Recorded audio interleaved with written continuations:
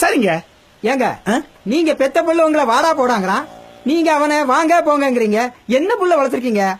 என்னது? என்ன புள்ள வளர்த்திருக்கீங்க?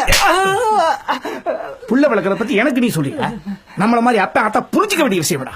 நம்மளால குழந்தைங்க பிறந்தது, ஆனா நமக்காக பிறக்கல, அதுக்கு வாழ்றதுக்காக பிறந்திருக்கு. பெத்தவங்களை புரிஞ்சுக்கிட்டு பிள்ளைங்க வளரணும்னு அவசியம் இல்லையா? பிள்ளைங்களை புரிஞ்சுக்கிட்டு பெத்தவங்க வளர்க்கணும்.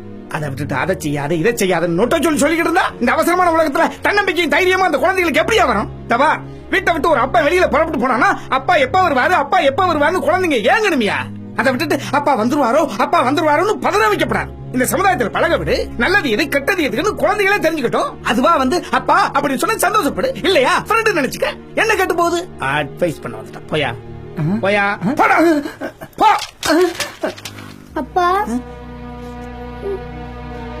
ஐயா ஏன் அழுகுறீங்க? என்னாச்சு? அப்பா கேக்குறது ஏன் அழுகுறீங்க? சாரிப்பா. எதுக்குப்பா சாரி எல்லாம் கேக்குறீங்க? இனிமேல் உங்களை மரியாதை இல்லாம பேச மாட்டேன்ப்பா. ஐயோ இந்த கிறுக்குப்பா ஏதோ சொன்னா அதை நீங்க மனசுல வச்சுக்காதீங்க. அப்பா சாரிப்பா, மன்னிச்சிருங்கப்பா. அப்பா மன்னிச்சிருங்கப்பா. ரெண்டு புள்ள மன்னிப்பு கேட்க கூடாது.